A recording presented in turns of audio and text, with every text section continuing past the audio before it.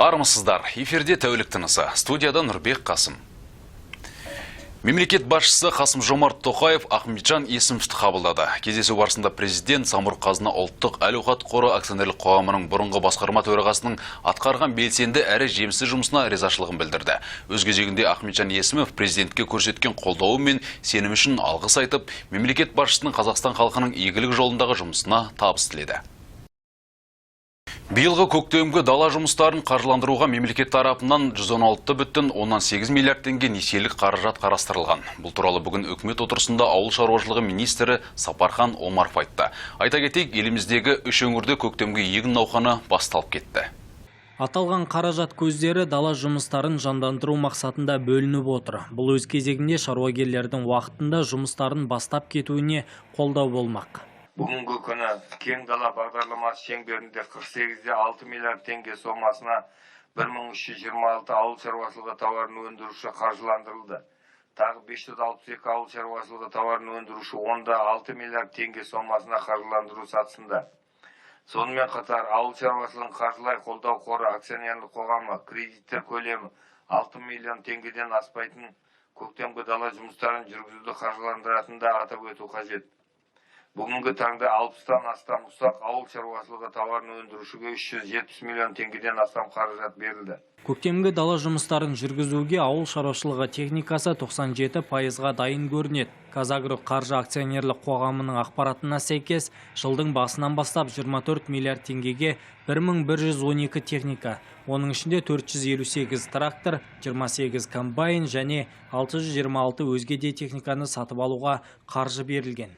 Егіс науқанын жүргізу үшін ауыл шаруашылығы құрылымдарында 141-де 7000 трактор, 73-де 2000 тұқым сепкіш, 221-де 2000 топырақ өңдеу құралдары бар. Бір мезгілде бірнеше технологиялық операцияларды орындайтын қазіргі заманғы егіс кешендері 4-те 3000 бірлікке дейін ұлғайды. Бұған ауыл шаруашылығы техникасын сатып алу кезіндегі мемлекеттік қолдаудың тиімді шаралары ықпал етуде. 2021 жылы тұқым шаруашылығын қолдауға 11,8 миллиард теңге бөлінген. Бұл элита тұқымдарын қолдану мөлшерін 7,4%-ға арттыруға мүмкіндік береді. Минералды тыңайтқыштар сатып алуды субсидиялауға облыстардың жергілікті бюджеттерден 26,1 миллиард теңге көзделген. Осының арқасында минералдық тыңайтқыштарды қолдану мөлшері 3,3%-ға көтеріледі. Облыстар әкімдіктерінің жедел ақпараты бойынша бүгінгі күні республика диқандарына көктемгі дала жұмыстарын жүргізу үшін 117,6 мың тонна минералды тыңайтқыштар жеткізілген. Бүгінгі таңда Алматы, Жамбыл, Қостанай және Түркістан облыстарында субсидиялауға арналған өтінімдер қабылдау жүргізілуде. Жақын аралықта өтінімдер қабылдау Батыс Қазақстан және Солтүстік Қазақстан облыстарында басталады. Қалған өңірлерде субсидиялар тізбелері мен нормаларын бекіту жұмыстары аяқталу үстінде.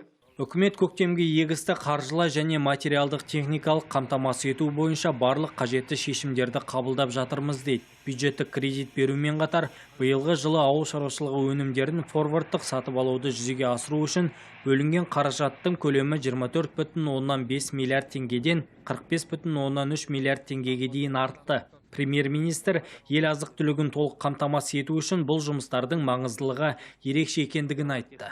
Көктемгі егіс жұмыстарын сапалы әрі уақытылы жүргізу елдің азық-түлік қауіпсіздігін қамтамасыз етудің маңызды факторларының бірі болып табылады. Былтыр пандемияға қарамастан егіс жұмыстары өте жоғары деңгейде жүргізілді. Агротехнологиялар сақталып, тыңайтқыштар мен өсімдіктерді қорғау құралдары уақытылы салынды.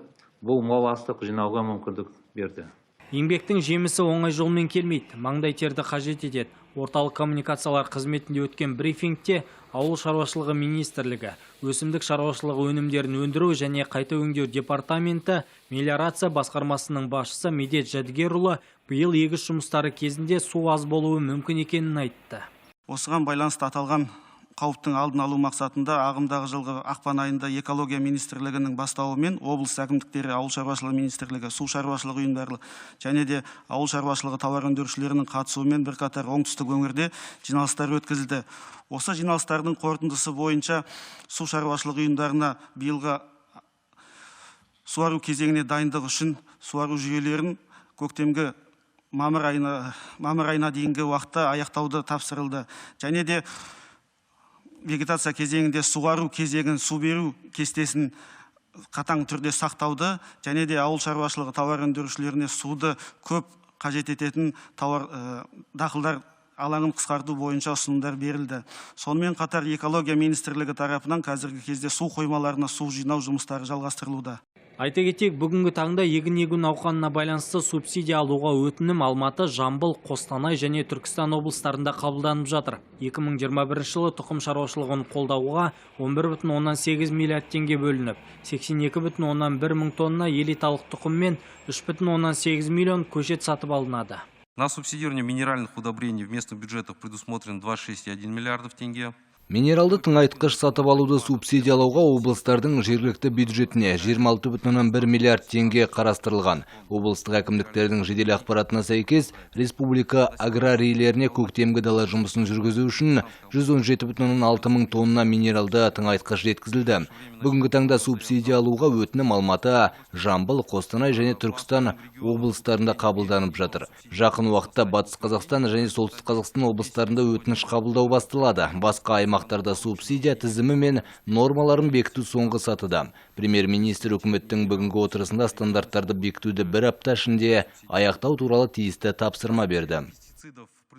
29 наурыздағы жағдай бойынша Алматы, Қызылорда және Түркістан облыстарында ауыл шаруашылығы дақылдарын егу жұмыстары жүріп жатыр. Атап айтқанда 67,7 мың гектарға жазғы масақты дәнді дақылдар, 6,5 мың гектарға картоп, 10,3 мың гектарға көкөніс дақылдары, 18,7 мың гектарға көпжылдық шөп егілді. Облыс әкімдерінің ақпараттарына сәйкес бүгінде 2,4 миллион тонна тұқым құйылған. Бұл жоспардың 100,2% ғана. Уатқан Қабылтайұлы, Адай Абдилдин, СТВ телеарнасы. Сенатор Бақытжан Жұмағұлов Қазақстанда әлеуметтік желілер туралы заң қабылдауды ұсынды. Парламенттік тыңдау барысында депутат олардың бұқаралық санаға теріс әсер етуі мүмкін деген қорқынышын білдірді. Депутаттың айтуынша, жаһандану дәуірінде ел бейсаналық түрде басқа адамдардың құндылықтарына әсер ететін және сананың улануына байланысты өз еркімен тұзаққа түсетінін түсінбейді. Қазір коронавирус індетіне қоса экономикалық, әлеуметтік, экологиялық, биологиялық және басқа да қатерлерге қоса жер жүзіне жағымсыз идеологиялық вирустарда таратыла бастады. Жалған ақпараттар сол вирусты әлеуметтік желілер арқылы шұғыл таратып жібереді. Сондықтан әлеуметтік желілер туралы заң қабылдау қажет деп білеміз. Сондай-ақ ұлттық құндылықтарды ілгерілетудегі маңызды мәселе туралы Сенат төрағасы Мәулен Әшімбаев өз пікірін білдірді. Оның айтуынша, бұл жерде үлкен жауапкершілік білім беру саласына жүктеледі. Мектепте оқыту тек оқу бағдарламасын оқытумен шектелмеуі тиіс. Мектепте балалардың сапалы білім, саналы тәрбие алуына жүйелі түрде бағдардың болуы керек дейді Сенат спикері. 1 сәуірден бастап елімізде жылу электр станцияларының шекті тарифтері орта есеппен 15% артады. Орталық коммуникациялар қызметінде өткен брифингте энергетика вице-министрі Қайрат Рахимов осындай ақпарат айтты. 37 энергопроизводящих организаций из 45 Қазақстанда 45 энергия өндіруші ұйымның 37-сінде шекті тарифтері 2021 жылғы 1 сәуірден бастап ұлғайтылатын болды. Берілген өтіндер бойынша шекті тарифтердің өсуі 36%-ға деңгейінде болжанды. Жарты жылдан астам уақыт ішінде берілген өтіндердің негізінде талдау жүргізілді. Еліміздегі электр станциялары бір жылда 100,8 миллиард киловатт сағат электр энергиясын өндірген. Десекте, айтулы өндіріс көлемінде көмірдің үлесі әлі азаймаған. Қазақстанда коронавирустың таралуына жол бермеу жөніндегі ведомствоаралық комиссия ел аймақтарындағы эпидемиологиялық жағдайды бағалау матрицасын жариялады. 2021 жылдың 30 наурызындағы жағдай бойынша Нұр-Сұлтан, Алматы қалалары мен Атырау және Батыс Қазақстан облысы қызыл аймақта тұр. Сары аймақта Ақтөбе, Алматы және Қарағанды облыстары орналасқан. Қалған барлық өңір жасыл аймақта, ал Қазақстан қызыл аймаққа өтті. Еске сала кетсе, Қазақстанда бір тәулікте 1445 адам коронавирус жұқтырды. Ең көбі Алматы қаласында 545 адам. Елімізде 863 адам коронавирус індетінен емделіп шықты. Қазір емдеу мекемелерінде 24,180 адам коронавирус инфекциясынан ем-дом алып жатыр. Ұлттық қоғамдық денсаулық сақтау орталығы филиалының референс зертханасы жүргізген зерттеулердің қорытындысы бойынша Қазақстан Республикасында британдық, оңтүстік африкалық, бразилиялық штамға тән ықтимал мутация анықталды. Бұл туралы денсаулық сақтау министрі Алексей Цой мәлім етті. Зерттеу қорытындысы бойынша Шығыс Қазақстан, Қостанай, Павлодар және Солтүстік Қазақстан облысынан өзге өңірлерде британдық, оңтүстік африкалық, бразилиялық штамға тән ықтимал мутация анықталды. Алматы қаласында науқастардан алынған ДНК-ның секвенерлеу нәтижесі бойынша британдық және оңтүстік африкалық штамының айналымы белгіленген. Бас дәрігердің айтуынша, дүниежүзілік денсаулық сақтау ұйымының 2021 жылғы 30 наурызындағы деректері бойынша британдық штам 125 елде, оңтүстік африкалық 75 елде, ал бразилиялық 41 елде анықталды. Коронавирустың жаңа штамдары мен алғашқы штамның белгілері бірдей дене температурасы көтеріледі. Жөтел және адам дәм мен иіс сезбей қалады. Айтулы жағдайдан бөлек Алексей Цой індетке қарсы вакцинаны елде қанша адам салдырғанын мәлім етті. Коронавирус инфекциясына қарсы вакцинация жалғасуда. Бүгінде бірінші компонент 131.170 адамға егілді. 22 ақпаннан бастап екінші компонентті егу басталды. 32.482 адам егілді. Жағымсыз реакция тіркелген жоқ. Алматыдағы эпидемиологиялық жағдай әлі де күрделі. Бұл туралы қаланың бас санитар дәрігері Жандарбек Бекшин онлайн брифинг барысында айтты. Оның сөзіне сүйенсек, мегаполис коронавирустың таралуы бойынша қызыл аймақта тұр. Өршудің ең бірінші себебі қалада таралып жатқан мутациядан өткен штамдар көрінеді. Мысалға, өткен аптада жиналған сынамалардан өзгеріс табылған. Бразилия дейміз, Британия және үшінші оңтүстік Африка штамдарына белгілері болды. Сондықтан оны тағы да қосымша зерттеді. Қаладағы 2 лаборатория бар. Сол лаборатория арқылы зерттеу жасалды. Сол әдістің секвенирование дейміз. Секвенирование жасаған кезде 2 сынамасында біреуінде британ штамы, екіншіде оңтүстік Африка штамы анықталды. Сондықтан қазіргі таңда біз білеміз, қандай штамдармен біз айналымда жүріп жатқан. Сол штамдарға байланысты біз арнайы күшейтілген шектеу іс-шараларды қаламызда енгіздік. Сондай-ақ, брифинг барысында бас санитар дәрігер Алматы штамы деген мутациялық вирус түрі жайлы ресми дерек тіркелмегендігін де айтты. Әрі алдағы жаппай вакцинация жұмыстары тегін жүргізілетіндігін еске салды.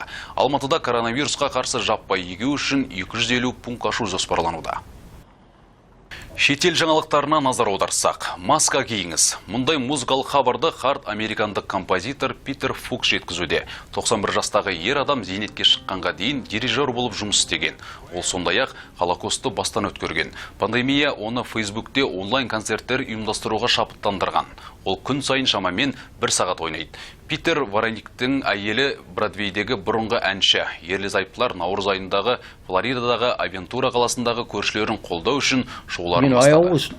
Білесіз бе, мен әрқашан белгілі бір нәрселерге жауап беремін. Мені маска киіңіз әнін ойлап тапқан кезде бұл мен үшін өте табиғи болды. Біз карантиннен өте жақсы өттік, әсіресе сіз күнді толтыратын шоуымызбен. Концерттер кезінде көрермендер әдетте әндерге тапсырыс береді. Негізінен олар Бродвей шоуларының әуендерін, 50-ші жылдардағы классиктерді, кино саундтректерін, жаз композицияларының және Битлстың кейбір туындыларын тыңдағысы келеді. Фукс мырза оларды бірден фортепианода орындайды. Ол өзі білмейтін әуендерді өте сирек кездестіретіндігін айтады. Ерлі-зайыптылар қазірдің өзінде пайдаланушылар өздерінің музыкалық таланттарымен бөлісетін қауымдастық құрды.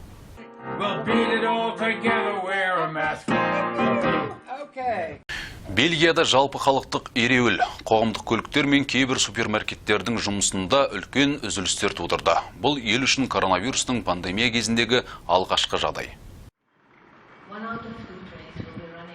Ереуілді 2 ірі кәсіподағы ұйымдастырды. Олар биліктен пандемиядан қатты зардап шекпеген секторларда жалақыны көбейту туралы заңнамалық нормаларды өзгертуді талап етеді. Ереуілге Audi және Coca-Cola сияқты жүздеген жеке кәсіпорындардың қызметкерлері қосылды. Біз ереуілге шығамыз, өйткені пандемия кезінде адамдар көп жұмыс істеді және біз билік пен жұмысшылар федерациясынан лайықты адамдарға жалақы төлеуді сұраймыз. Әзірге билік алдағы 2 жылда біз 0,4%-дан артық өсуді күтпеуіміз керек дейді. Біз үшін бұл қолайсыз. Ереуілге байланысты пойыздардың жартысына жуығы тоқтатылды. Метро мен трамвайлардың жұмысы ішінара бұзылған. Брюссельде барлық автобустардың 5-тен 1 бөлігі ғана жолға шықты. Жеке компаниялардың басшылығы кәсіподақтарды шындықтан ажыратты деп айыптады. Менеджменттің айтуы бойынша, ереуіл пандемия кезінде жұмысшылардың жалақысын айтарлықтай көтере алмайтын бір мәселені шешпейді, тек елдегі экономикалық жағдайды нашарлатады. Ел жаңалықтарымен хабарымызды қорытындыласақ, Атырау балықшылары салмағы 150 келілік бекіре балығын ұстады. Бұл туралы балық шаруашылығы комитетінің төрағасы Нариман Жүнісов хабарлады. Ол ұзындығы 2,5 метр бекіре ұрғашысын 29 наурызда Жайық өзенінің кіші бөгет учаскесінде ауланғанын айтты. Қазіргі уақытта балықтың жағдайы қанағаттандырарлық. Ол Атырау бекіре балық өсіру зауытының тоғанында орналасқан. Тұрақты бақылау жүргізілуде. Нариман Жүнісов толықтырғандай, ұсталған бекіре ұрпақ алу мақсатында пайдаланылады. Айта кету керек, Қазақстанда басқа Каспий маңы елдеріндегідей табиғи ортадан бекіре балықтарын коммерциялық мақсатта аулауға тыйым салынған. Десе де, мамандандырылған балық шаруашылығы ұйымының ғылыми мақсаттар үшін және арнайы рұқсат шеңберінде екі мемлекеттік балық өсіру зауытына ұрпақтарын көбейту мақсатында аулауға мүмкіндік берілген. Бүгінге келіп түскен жаңалықтар легі осындай. Студияда болған Нұрбек Қасым, еліміз аман, жұртымыз тыныш болсын.